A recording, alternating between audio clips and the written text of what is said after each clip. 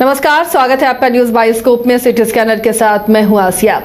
बिहार विधानसभा चुनाव दिलचस्प रंग लेता हुआ नजर आ रहा है। तमाम पार्टियां जद्दोजहद करती हुई दिख रही हैं, तो वहीं जो संभावित प्रत्याशी हैं वो अपने टिकट के लिए मजबूत दावेदारी पेश करते हुए नजर आ रहे हैं। इन सब के बीच में सीटें भी तय हो रही हैं कि किस सीट पर कौन पार्टी मजबूत कैंडिडेट दे सकता है और वहां जीत सुनिश्चित हो सकती है।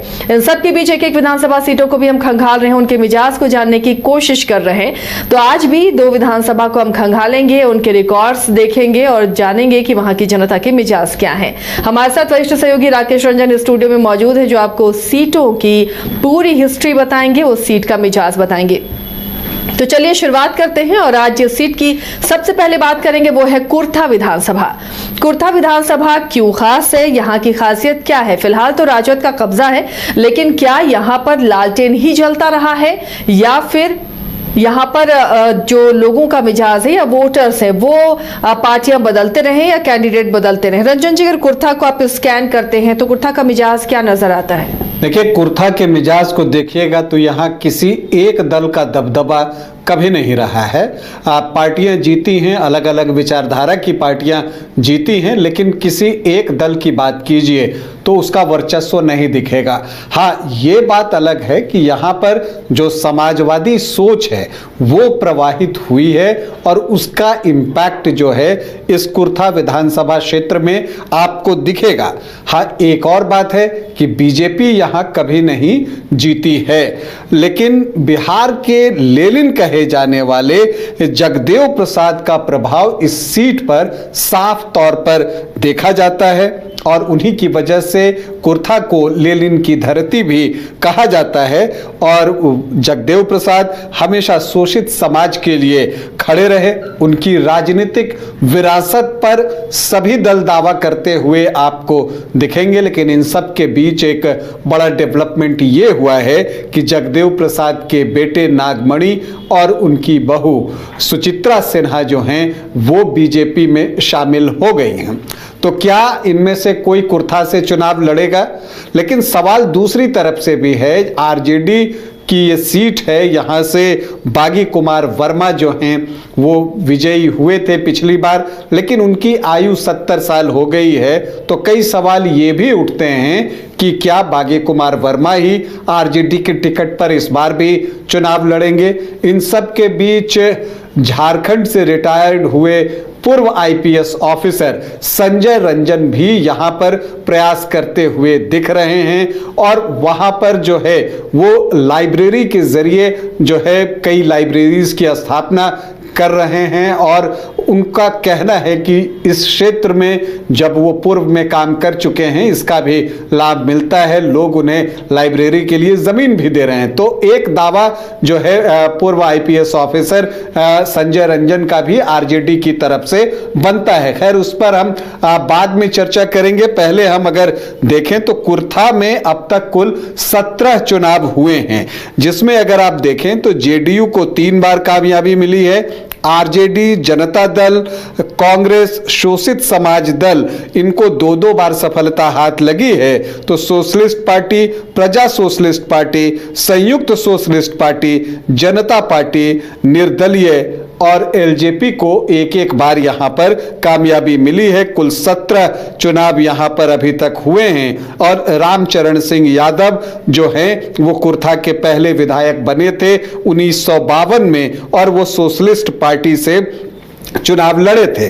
जैसा मैंने आपको कहा कि अगर यहां पर हम ज्यादा जीत की बात करें तो किसी पर भी कुर्था बहुत विश्वास करता हुआ दिखा नहीं है। अगर आप यहां पर देखें तो जो जगदेव प्रसाद हैं, जिनको कि बिहार का लेनिन भी कहते हैं, वो बिहार के डिप्टी सीएम भी रहे और जो सतीश प्रसाद सिंह जब मुख्यमंत्री बने थे उस वक्त वो उप मुख्यमंत्री बने थे, तो वो यहां से 2 बार जीते हैं। उनके परिवार का एक प्रभाव दिखता है। 2 बार वो, 2 बार उनके बेटे नागमणि और 2 ही बार उनकी बहू सुचित्रा सिन्हा भी यहां से चुनाव जीतने में कामयाब रही हैं। तो यहाँ पर 6 बार जो है वो जगदेव प्रसाद की फैमिली को जीत मिली है। अब अगर हम यहाँ पर एक चीज और देखें कि और कौन कौन है, तो सत्यदेव सिंह 2 बार जीते, सहदेव प्रसाद यादव को भी 2 बार यहां से कामयाबी मिली है। अब हम आखिरी 3 चुनाव की बात करते हैं कि यहां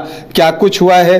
तो 2010 में यहां से जेडीयू के सत्यदेव सिंह को जीत मिली थी और एक वो वक्त था कि जेडीयू यहां से लगातार चुनाव जीत रहा था। सत्यदेव सिंह तब जो है 9,493 वोट से चुनाव जीते थे और उन्होंने आरजेडी के शिव वचन यादव को शिकस्त दी थी 9,493 वोट से। बीएसपी का भी एक प्रभाव यहां पर दिखता है और उस वक्त वो जो है यहां पर चुनाव लड़ रहे थे, 4थे स्थान पर रहे थे और एनसीपी को 3रा स्थान मिला था। 2015 में जब महागठबंधन बना तो इस सीट का जो समीकरण है और अंक गणित है वो महागठबंधन के माकूल था, उसे सपोर्ट करता हुआ दिखता था और परिणाम भी वही दिखा। जेडीयू को यह सीट महागठबंधन से लड़ने के लिए दी गई थी और सत्यदेव सिंह जो हैं एक बार फिर से प्रत्याशी बने थे, जबकि इस सीट पर एनडीए से आरएलएसपी ने अशोक कुमार वर्मा को चुनावी मैदान में उतारा था और तब सत्यदेव सिंह ने 14,119 वोटों की जीत हासिल की थी और तब भी बहुजन समाज पार्टी ने यहां पर 3रा कोण बनाया था। 2020 में परिस्थितियां बदली, एनडीए में वापसी हो गई थी जेडीयू की, लेकिन चूंकि ये परंपरागत सीट थी जेडीयू की तो लड़ने के लिए एनडीए से भी ये सीट जेडीयू को ही दी गई। तो दूसरी तरफ आरजेडी और लेफ्ट के गठबंधन से उसकी स्थिति मजबूत हुई और यहां पर आरजेडी ने अपना प्रत्याशी दिया बागी कुमार वर्मा को। लेकिन जो 2020 का ट्रेंड था कि जहां जेडीयू वहां एलजेपी, तो भुवनेश्वर पाठक एलजेपी के टिकट पर यहां चुनावी मैदान में उतर गए और आरएलएसपी ने भी अपना प्रत्याशी दिया। पप्पू कुमार वर्मा यहां आरएलएसपी के प्रत्याशी हुए। तो एक चतुष्कोणीय मुकाबला साल 2020 में देखने को मिला। 3 कुशवाहा कैंडिडेट थे, भुवनेश्वर पाठक सामान्य जाति से आते हैं। तो इस क्वाड्रेंगुलर फाइट में बागी कुमार वर्मा को 27,810 वोटों की जीत मिली। सत्यदेव सिंह कुशवाहा जो है वो दूसरे स्थान पर रहे, लेकिन उनको जो है सिर्फ 19.3% वोट मिले। हार जीत का मार्जिन 27,810 था। तो एलजेपी को 20,509 वोट और आरएलएसपी को 16,158 वोट। अगर इन दोनों को आप जोड़ दें तो ये 36-37 हजार के आसपास आता है और अगर ये वोट एनडीए के फोल्डर में इकट्ठे आता तो यहां पर परिणाम बदल सकता था, लेकिन ऐसा कुछ हुआ नहीं। बागी कुमार वर्मा यहां से चुनाव जीते। अब सवाल यही उठता है कि कुर्था में 2025 में क्या होगा, कौन कौन दावेदार। तो देखिए आरजेडी से एक दावा तो सिटिंग एमएलए बागी कुमार वर्मा का बनता ही है, क्षेत्र में वो भी सक्रिय हैं। लेकिन मैंने कहा कि जो अभी एक अखबार ने सर्वेक्षण कराया था उसमें बागी कुमार वर्मा जो है वो पहले स्थान पर रहे उस सर्वेक्षण में 36% और जो रिटायर्ड आईपीएस ऑफिसर हैं संजय रंजन वो दूसरे स्थान पर रहे हैं, उनको 28% लोगों ने पसंद किया है। तो यहां पर इन दोनों में से आरजेडी का नेतृत्व किसे टिकट देता है यह देखना दिलचस्प होगा। लेकिन जेडीयू को एक नए प्रत्याशी की तलाश है क्योंकि सत्यदेव सिंह कुशवाहा का निधन हो गया है। तो अब जेडीयू को एक कैंडिडेट चाहिए। हालांकि इन सब के बीच नागमणि और सुचित्रा सिन्हा जो हैं उन्होंने बीजेपी ज्वाइन की है, लेकिन कुर्था की सीट जेडीयू की है और ऐसा दिख रहा है सोशल मीडिया पर आप देखें तो सुचित्रा सिन्हा अरवल से चुनाव लड़ना चाहती हैं, जैसा कि उनके पोस्ट से पता चलता है। अरवल में ऐसे भी बीजेपी अपना कैंडिडेट देती है। तो जेडीयू की तरफ से आगे कौन है? तो जिस सर्वेक्षण की मैं बात कर रहा हूं उसमें सबसे आगे चल रहे हैं उत्तम कुशवाहा। छात्र नेता हैं, छात्र राजनीति से आए हैं, अभी युवा भी हैं, तो उनके नाम की चर्चा सबसे ज्यादा है यहां पर। हालांकि आरएलएसपी भी इस सीट पर दावा कर रहा है, क्योंकि यहां पर कुशवाहा वोटर्स की संख्या अच्छी है, तो उपेंद्र कुशवाहा चाहते हैं कि यह सीट उनकी पार्टी को मिले। पप्पू कुमार वर्मा का नाम अभी वो आगे कर रहे हैं। तो अब देखना है कि इन दोनों में से किसे टिकट मिलता है। तो आरजेडी से दो संभावित प्रत्याशी, एक तो विधायक बागी कुमार वर्मा और पूर्व आईपीएस संजय रंजन। तो जेडीयू से मतलब एनडीए से भी दो प्रत्याशी, एक जेडीयू से उत्तम कुशवाहा, यश कुमार वर्मा उनका नाम है, और दूसरे जो हैं वो आरएलएसपी से पप्पू कुमार वर्मा। अब अगर हम यहाँ के जातीय समीकरण को समझें तो यहाँ पर 3 जातियां जो हैं वो प्रमुख रूप से हैं, और उसमें अगर आप देखें तो यादव, भूमिहार और लवकुश का ब्लॉक कह लीजिए। हालांकि उसमें कुशवाहा ज्यादा हैं, लेकिन जब आप लवकुश के ब्लॉक को मिला लेते हैं तो वो एक बड़ा ब्लॉक बनता है।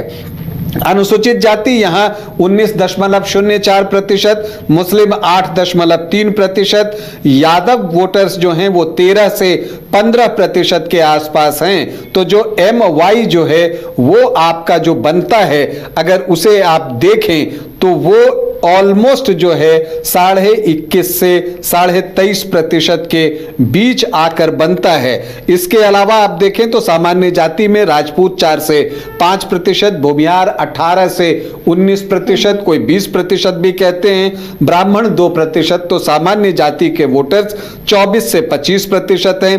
कुशवाहा 11.5 से 13.5 और कुर्मी 7 से 7.5%। तो जो लवकुश के वोट हैं वो 18 से 20% के आसपास हैं, और वैश्य जो हैं वो 6 से 7% के आसपास आते हैं। अन्य ओबीसी, ईबीसी 10 से 11% के आसपास जो है वो दिखता है। लेकिन पिछली बार आरजेडी जीता तो उसके पीछे बड़ी वजह ये थी कि लगभग 22-24% MY के वोट होते हैं, और चूंकि भाकपा माले से यहां पर गठबंधन है तो जो अदर ओबीसी, ईबीसी के 10 से 11% हैं और अनुसूचित जाति के जो 19% वोट हैं, तो ये जो 30% का चंक है इसमें से बड़ा हिस्सा जो है वो आरजेडी की तरफ शिफ्ट हुआ था 16-17% के आसपास, और यही वजह है कि उनका मत प्रतिशत 39.5% के आसपास पहुंचा था बागी कुमार वर्मा का। तो ये एक जीत का फार्मूला आरजेडी का है। दूसरी तरफ इस बार एनडीए की कोशिश होगी कि वो इकट्ठे मिलकर चुनाव लड़े और कोई मनभेद जो है वो ना हो, क्योंकि अगर कोई बागी बनकर खड़ा हो जाता है तो बागी कुमार वर्मा की राह आसान भी हो सकती है। तो ये चीज जो है वो कुर्था में दिखता है कि इंटरेस्टिंग इलेक्शन जो है वो कुर्था में लग रहा है। तो कुर्था का मुकाबला बहुत दिलचस्प होने जा रहा है, लेकिन वहां की जनता का मिजाज क्या है, और क्या मौजूदा विधायक से वो खुश है या उसके दिल में कोई और जगह बनाता हुआ नजर आ रहा है? चलिए जानते हैं उनसे।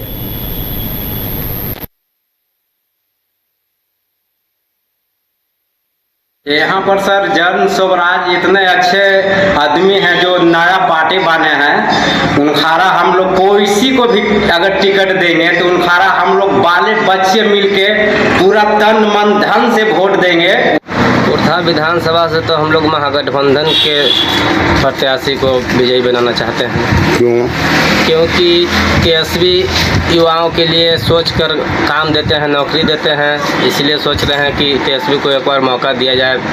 यहाँ एनडीए का लहर है, एनडीए का ही प्रत्याशी चुनाव जीतेगा। और क्यों जीतेगा इसके पीछे कारण है, बिहार में काफ़ी विकास हुआ है, अब लोग अमन चैन पसंद करते हैं। ना कि मारकाट, लूट, बलात्कार, हत्या के सरकार को देखना चाहते हैं। मुझे तो लगता है कि जन स्वराज को ही आना चाहिए। जन स्वराज ही बनने जा रहा है, इसलिए कि ये रोजगार और पढ़ाई पे विशेष ध्यान दे रहे हैं लोगों को। जो भी बाहर रोजगार करते हैं उनको चाहते हैं कि यहाँ पे यहीं पे उनको फैक्ट्री खोलवा के जो भी है उनको 10,000 12,000 का नौकरी देते हैं। तो इससे अच्छा और क्या हो सकता है। कुर्था विधानसभा क्षेत्र में अपने काम के बल पर जितना भी काम जो है एनडीए सरकार में किया गया है, उसी के चलते एनडीए उम्मीदवार ही कुर्था विधानसभा क्षेत्र से बाजी मारेगा। कोई भी दूसरा उम्मीदवार बाजी नहीं मार सकता। जब भी चुनाव जीतेगा तो एनडीए उम्मीदवार ही चुनाव जीतेगा। यहाँ से जीतेंगे आरजेडी से। क्योंकि उनका युवा नेता है तेजस्वी यादव और उनका बात विचार भी अच्छा है। और रहा प्रत्याशी की बात थी तो यहाँ से तो महागठबंधन ही जीतेगा। इसमें कोई दो मत नहीं, नीतीश कुमार ही चुनाव पुनः बिहार सरकार का मुख्यमंत्री बनेगा। इसमें कोई दो मत नहीं। 2025 तो ये कुर्था की जनता का मिजाज था, मिलीजुली प्रतिक्रिया थी। किसी को आरजेडी पर भरोसा है तो किसी को एनडीए पर भरोसा है तो कोई जन स्वराज को मौका देना चाहता है।